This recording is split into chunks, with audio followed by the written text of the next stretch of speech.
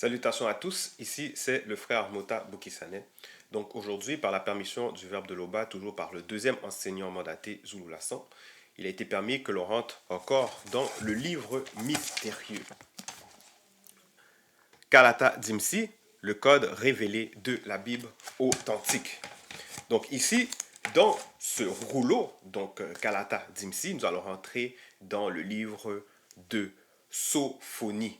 Donc Sophonie, c'est ce personnage qui se fait appeler, selon la vérité, Wuta. Parce que nous savons que la spiritualité, c'est une question de race. Donc, le vrai nom même de Sophonie, c'est Wuta. Et ici, Wuta, c'est un personnage qui n'est pas souvent abordé, que ce soit dans les établissements religieux, peu importe où ce que vous allez aller, ce personnage est rarement ou presque jamais abordé. Maintenant, pourquoi est-ce que ce personnage n'est pas abordé? C'est parce que justement, ces faux pasteurs, ces faux prêtres ne peuvent pas pénétrer le mécanisme vibratoire de l'histoire et même de ce qui est raconté dans Wuta, donc dans Sophonie, dans les fausses versions. Quoique déjà, ces versions-là sont falsifiées. Mais ici, dans la vérité, nous avons l'heure juste. Nous savons les raisons du pourquoi des choses qui s'est passées et qui arrivent en notre époque. C'est pour ça que le livre même de Wuta, c'est révéler ce qui est caché. Fait que là, on va aller directement dans le vif même du sujet, du message. C'est dans Wuta au chapitre 3. Donc, le titre même de l'exhortation, c'est Malheur aux non-initiés de la ville rebelle et souillée. Donc ici, Wuta est en train de révéler même cette malédiction qui va frapper les non-initiés de la ville rebelle et souillée. Et quand Wuta il parlait par rapport à des villes spécifiques. Mais cette malédiction explique même la raison du pourquoi que beaucoup de civilisations noires ont, on va dire, subi le déclin. Parce que souvent, quand on va faire des recherches sur l'histoire, que ce soit par rapport à l'Égypte antique, on peut voir sur certaines plateformes, certains sites web, que des personnes qui se nomment kémites ou panafricanistes, ils vont venir affirmer et dire comme ça que toutes les civilisations sont mortelles, elles finissent toujours pour une raison ou pour une autre par décliner. Donc là, ils vont nommer plusieurs civilisations qui ont été déclinées, comme les Égyptiens, les Mayas, les Aztèques, les Perses, les Grecs, les Romains, les Arabes, les Espagnols, les Portugais. Donc voilà, ils vont nommer plusieurs personnes. Maintenant, la réponse qu'ils vont aller chercher pour expliquer le déclin même de l'Égypte antique, parce que l'Égypte antique a gouverné, on va dire, pendant un temps, pendant plusieurs milliers d'années. Donc, les raisons pour lesquelles ils vont donner pour le déclin même de l'Égypte, eux autres, ils vont se référer même à l'œuvre de Cheikh Anta Diop, cette personne qui affirme que l'homme, on va dire, vient du singe. Il affirme que l'homme vient du singe, alors que c'est une aberration, c'est une anomalie.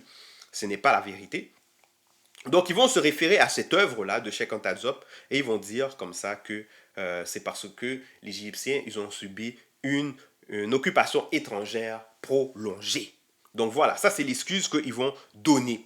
Donc ça veut dire comme ça que l'élite même égyptienne ont subi une forme de persécution des souverains étrangers, donc surtout les souverains perses. Donc voilà qu'est-ce qu'ils vont donner. Mais ici, ça c'est que rester à la surface, même si on peut dire que c'est de l'anomalie. Un pays qui est fort, une civilisation qui est puissante ne peut pas se faire dominer par une autre civilisation moins puissante si dans cette civilisation, il n'y a pas de porte d'entrée. Mais maintenant, quand on parle dans cette civilisation, sans même qu'il y a de porte d'entrée, maintenant ça fait référence même à l'individuel. Parce que pour avoir une civilisation, pour avoir un peuple, il faut des personnes. Il faut un groupe de personnes. Il faut que ces personnes puissent se réunir. Et c'est en cela qu'ils vont former un peuple, une nation, etc., etc. Donc il faut qu'il y ait des portes d'entrée parmi ces personnes-là. Pour que le peuple, pour que, on va dire, la civilisation puisse tomber. Donc, pour que la ville puisse tomber. Et c'est en cela que ici, Sophonie, donc de son vrai nom Wuta, il révèle ce qui est caché. Donc, il dit, malheur aux non-initiés de la ville rebelle et souillée, à la ville pleine d'oppresseurs. Donc ici, quand on parle des non-initiés, on fait allusion aux Noirs, parce que dans cette époque-là, les non-initiés, ils étaient uniquement de la race noire. Ils n'étaient pas d'une autre race, ce n'étaient pas des Blancs, ce n'étaient pas des sans-mêlés. Donc c'était des Noirs authentiques. Donc ici, il dit malheur. Malheur aux non-initiés de la ville rebelle et souillée, à la ville pleine d'oppresseurs. Verset 2, elle n'écoute aucune voix, elle n'a point égard à la correction. Donc pour qu'il puisse y avoir correction, c'est parce qu'il y a désobéissance. Il faut qu'il y ait des personnes qui désobéissent à des lois. Donc quand ici il dit elle n'écoute aucune voix, ça veut dire elle écoute quoi? En fait, quand on dit elle n'écoute aucune voix, on fait allusion à quelle voix? Donc on va continuer plus loin, on va comprendre de quelle voix qu'on parle ici. Donc elle n'a point égard à la correction, elle ne se confie pas au verbe de Loba. Donc voilà de quelle voix que l'on parle. Donc le verbe de Loba, et on sait que le verbe de Loba, il parle à travers les moutopèdes amaudis, il parle à travers les initiés, il parle à travers les kakéas. Donc ici, on fait comprendre qu'elle n'occupe, donc les non-initiés de la ville rebelle et souillée, sont pleins d'oppresseurs parce qu'elles n'écoutent aucune voix. Elles n'ont point égard à la correction. Elles ne se confient pas au verbe de Loba. Elles ne s'approchent pas de lui. Lui avec un L majuscule. Donc ces chefs, là on pointe. Donc ici on voit que Wuta, toujours par cette vision, par cette capacité de voir ce qui est caché, il va nommer en premier par qui que ça commence. Donc au verset 3, ces chefs au milieu d'elles sont possédés par des démons lions rugissants. Donc ici, quand on parle de démons lions rugissants, ça veut dire que ce sont des personnes qui pratiquent de la dictature. Ce sont des personnes qui oppressent. Voilà. Donc, ce sont des tyrans. Des tyrans, des personnes qui oppriment, qui oppriment le peuple. Mm-hmm. Donc, on voit que pour pouvoir opprimer, c'est parce qu'ils sont possédés par des démons lions rugissants. Déjà, ils ont une porte d'entrée. Parce que les démons ne peuvent pas venir, quelqu'un ne peut pas venir et être possédé comme ça sans rien. C'est parce qu'ils ont des portes d'entrée. Ils ont des portes d'entrée déjà eux-mêmes. Donc, et ensuite, par rapport à ces portes d'entrée, ils captent une fréquence. Et c'est là que, voilà, les démons lions rugissants, ils viennent, ils les possèdent, ils les inspirent. Donc ici, il continue, il dit, ces juges sont possédés par des démons loups du soir qui ne gardent rien pour le matin. Donc ici, on voit que ces juges sont avides de gain.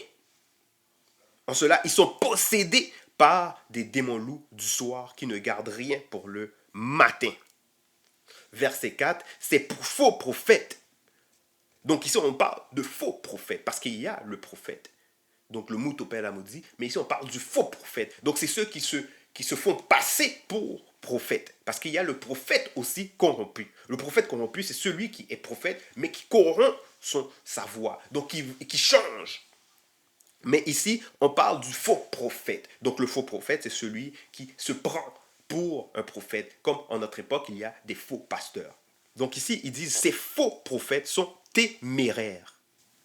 Donc quand on parle de témérité, on fait allusion à des personnes qui sont hardies, des personnes qui sont imprudents, présomptueux, donc qui ont une forme de courage inconsidéré. Donc c'est même de la sottise. Donc c'est comme si qu'ils ne craignent pas les forces qui les dépassent. Donc c'est les entités même qui sont des lois. Donc on dit que ces faux prophètes sont téméraires, infidèles. Donc ça veut dire que eux autres, ils parlent contre le verbe de Loba. Quand on dit contre le verbe de Loba, ça veut dire qu'ils disent des choses fausses, ils annoncent des choses fausses, des visions, des prophéties fausses. Donc ils sont téméraires et infidèles. Parce que Ils sont infidèles parce qu'ils sont sous l'inspiration occulte.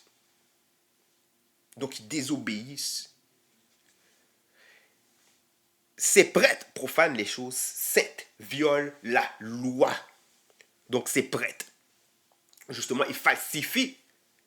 Quand ils violent la loi, en même temps, ils falsifient la loi. Donc ici, on fait comprendre que ces prêtres profanent les choses saintes, violent la loi. Verset 5, le verbe de l'Oba est juste au milieu d'elle. Il ne commet point d'iniquité. Donc ça veut dire, eux autres, ils font ça. Mais pourquoi font-ils ça alors que le verbe de l'Oba est juste au milieu d'elle? Il ne commet point d'iniquité. Chaque matin, il produit la lumière. Il produit à la lumière ses jugements, sans jamais y manquer. Mais celui qui est inique ne connaît pas la honte. Donc, ça veut dire que tout ce que le verbe de l'Oba établit par les lois, chaque entité est à son poste. Il ne dérobe pas à ce que, on va dire à son poste. Il ne dérobe pas à ce qu'il doit faire. En cela, ce qui doit être dévoilé va être dévoilé. Ça veut dire que ces personnes-là, qui commettent l'iniquité, qui profanent les choses saintes, qui violent la loi, ils sont infidèles. Ils ne comprennent pas qu'en fait compte, que le verbe de l'Oba est juste au milieu d'elle. Ils ne commettent pas d'iniquité. Ça veut dire que ce qu'ils sont en train de semer, ça va être dévoilé à la lumière. Ça va être dévoilé à la lumière. Donc, c'est pour ça qu'ils disent, mais celui qui est unique ne connaît pas la honte. Parce que même quand ça va être dévoilé à la lumière, ils vont chercher des excuses, etc. Ils vont vouloir chercher à blâmer d'autres personnes. Mais on sait comment le verbe, il est. On sait comment c'est. Quand tu es dévoilé, tu ne peux plus chercher à te cacher. Et c'est pour ça que, au verset 7, il est dit, Moudima Bekok s'est dit, va exterminer spirituellement l'influence des peuples non initiés. Leurs tours seront détruites. Maintenant, quand on parle de spirituellement, parce que quand on voit ce peuple, c'est des peuples qui violent la loi. Déjà en commençant par les chefs, les faux prophètes, les juges, etc. Donc, en violant la loi, ça veut dire qu'ils violent tout ce qui est contenu dans Kalatom Ballet. Donc tout ce qui a été prescrit, tout ce qui est donné dans Kalatom Ballet, et même dans le livre mystérieux, donc Kalata Dimsi. Donc en d'autres mots, si on devrait détailler ça, donc ils volent les commandements et les lois morales, les lois sur les cultes interdits, les lois sur les relations sexuelles interdites, les lois sur les rituels de sacrifice et d'offrande qui sont interdits, la loi sur la sexualité, la loi sur les boissons alcoolisées, les prescriptions à l'usage du peuple, les lois sur l'union conjugale, donc le mariage, les lois sur le traitement de notre corps, les lois concernant les kakéas. Les kakéas, c'est ce qu'ils appellent les lévis ou prêtres dans les fausses versions, dans les Bibles. Les lois relatives à la guerre, les lois sur les fêtes, etc. Parce qu'il y a plusieurs lois. Il y a plusieurs prescriptions, plusieurs commandements qui ont été donnés. Donc ici, le peuple, ces non-initiés de la ville rebelle et souillée, ils violent les lois. Donc, et c'est pour ça qu'il est dit au verset 7, Moudima Bekok s'est dit, va exterminer spirituellement l'influence des peuples non initiés. Parce que c'était des peuples que plusieurs blancs et sans mêler les regardaient, les convoitaient, les adulaient. Maintenant, on dit qu'on va exterminer spirituellement l'influence des peuples non initiés. Leurs tours seront détruites. Verset 8, attendez, dit Moutate dit, au jour où Moudima Bekok s'est dit répandra spirituellement sa fureur, toute l'ardeur de sa colère, car par le feu de sa colère, tous trembleront. Donc ici, ça fait rappeler aux malédictions que Boussi, ce prophète, ce illustre prophète, donc l'initié en chef consacré lorsqu'il a prophétisé, lorsqu'il a parlé de ce qui arriverait au peuple non initié s'il désobéissait aux lois et aux préceptes issus du verbe de l'Oba. Donc, dans le livre de Biala, qui est Deutéronome, au chapitre 12, du verset 1 au verset 54, on peut voir toutes les malédictions qui va tomber sur le peuple noir s'il ne mettait pas en pratique les lois et les préceptes issus du verbe de Loba. Et c'est en cela qu'on voit que Moudi Mabekok Sidi est là, dans cette malédiction. Il joue un rôle. Il est la loi. Donc ici, au verset 8, il dit, attends, au verset 9, il dit, alors le verbe de l'Obra donnera spirituellement au peuple non initié, gracié des lèvres pures, afin qu'ils évoquent tous le nom de l'Oba pour servir l'Oba d'un commun accord. Donc, après tous ces châtiments qui va se passer, le verbe de l'Oba, par le premier, premièrement, c'est arrivé, et maintenant par le deuxième, donnera spirituellement au peuple non initié gracié des lèvres pures, afin qu'ils invoquent le nom de l'Oba pour servir l'Oba d'un commun accord. Et c'est pour ça qu'il est dit au verset 10, d'au-delà des fleuves et des limites de Ouassé. Donc les adorateurs non initiés graciés, jadis dispersés, parce que nous savons que par les malédictions qui devaient tomber sur le peuple, les Blancs, ils allaient tomber sous le joug des Blancs et des sangs mêlés. Donc, on peut voir dans Biala, toujours au chapitre 12, du verset 35, il est dit, les Blancs et les sangs mêlés vous placeront sous le fer dans vos villages, villes, ainsi que dans des navires de marchands d'hommes, et le fer sur vos épaules, jusqu'à ce qu'un grand nombre d'entre vous soit exterminé. Donc ici, on parle de la déportation, justement, du peuple non initié gracié, qui était rebelle. Donc, ça veut dire qu'ils se sont, de par leur porte d'entrée, de par leur désobéissance, ils ont attiré sur eux, on va dire, la fureur de Moudi Mabekok Sidi. Donc, en cela, ils ont été livrés. Et d'autres peuples, donc des Blancs et des Sans-Mêlés, ils ont pris le peuple noir et les ont exportés à l'extérieur. Et maintenant, suite à toutes ces conséquences, parce que ici Outa révèle ce qui est passé, pourquoi est-ce que le peuple, justement, est devenu faible? C'est parce qu'ils étaient rebelles. Donc, dû à cette rébellion, dû à ces conséquences qui s'est passées, ils ont été déportés et voilà. Il s'est passé ce que l'on connaît, donc la colonisation, l'esclavage. Maintenant, on dit au verset 10, d'au-delà des fleuves et des limites de Ouassé, les adorateurs non initiés, graciés, jadis dispersés, reviendront à la source et adoreront spirituellement Tété, donc qui est Père, en étant guidés par son Mundi. Donc son Mundi, c'est l'esprit, et selon la vérité dans leur esprit. Dans leur esprit. Parce que quand le deuxième, là, à notre époque, il parle, il nous annonce la vérité, il nous annonce l'histoire, il nous annonce ce qui est arrivé, mais c'est clair, c'est évident dans notre esprit. Et là, maintenant, certains d'entre nous, on va se procurer des preuves, et quoique même encore le Verbe nous fournit toujours des preuves. Mais on va se procurer des preuves pour justement expliquer à ceux qui ont plus la difficulté à accepter, à comprendre le message. Mais ici, ça dit, et selon la vérité dans leur esprit. Dans leur esprit. Verset 11, en ce jour-là, tu n'auras plus à avoir honte de toutes tes actions par lesquelles tu as péché contre la loi du verbe de Louba.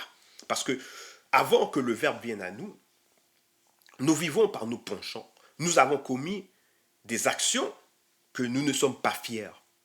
Mais dans cette époque-là, on était dans l'aveuglement. Mais maintenant, ici,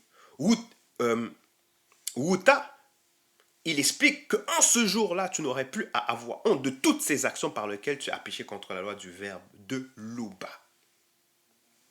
Donc, voilà. Parce qu'on va devenir une nouvelle créature. Nous qui adhérons même à ce message, nous adhérons à le message jadis prôné, jadis annoncé par Joki Sabé, qui est maintenant annoncé par le deuxième, nous qui adhérons à ce message nous nettoie lorsque nous l'appliquons en pratique. Et c'est pour ça qu'il dit, nous n'aurons plus honte de toutes ces actions par lesquelles que tu as péché contre la loi du verbe de l'Oba. Car, Moudi Mabekok Sezi ôtera spirituellement du milieu de toi ceux qui triomphaient avec arrogance, et tu ne t'orgueilliras guillera plus. Voilà. Donc tous ceux, donc ces ancêtres-là, même qu'ils ont transféré, qu'ils ont, que par leur mauvais comportement, ils ont transféré leurs coutumes, leurs traditions. Mais tout ça, justement, a été ôté lorsque nous adhérons au message. Verset 12, le verbe de Loba laissera au milieu des Ouassé, des initiés. Des initiés. Et c'est en cela que maintenant, par le message, nous devenons des non-initiés graciés. Et parce que le verbe permettra, nous deviendrons des initiés. Donc c'est pour ça qu'il est dit ici, le verbe de Loba laissera au milieu des Ouassé, des initiés. Donc on voit ici que Wuta est en train de révéler ce qui est caché, que ce soit par rapport à le passé et qu'est-ce qui est en train de se produire actuellement. Verset 13, le reste des non-initiés graciés ne commettront point d'iniquité. Donc l'iniquité, c'est le péché. Donc ils ne diront point de mensonge et il ne se trouvera pas dans leur bouche une parole trompeuse. Donc comme les actions des ancêtres d'autrefois, par lesquelles le châtiment est venu sur eux. Donc on ne trouvera plus en ceux qui vont adhérer au message présentement, ceux qui vont appliquer le message, des paroles trompeuses. Mais ils paîtront, ils se reposeront et personne ne les troublera. Donc voilà.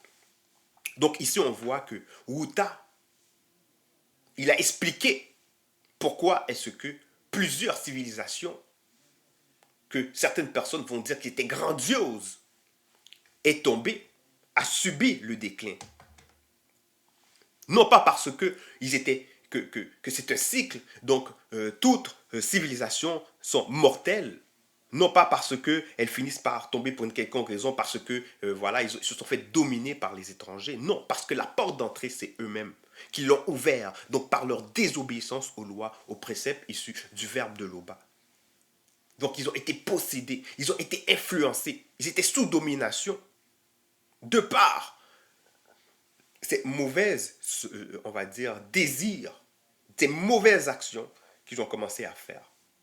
Donc ici, le message est pour faire comprendre que ce qui a été, c'est ce qui est. Donc si quelqu'un qui adhère au message se plaît à, est téméraire à commettre des actions iniques, ben, le verbe de Loba va mettre à la lumière ses œuvres. Tout comme les œuvres des ancêtres ont été mises à la lumière. Donc, en cela, il faut marcher de façon intègre par rapport aux lois du verbe de Loba, devant le verbe de Loba. Donc, Loba, Tété, unique créateur, est toujours glorifié.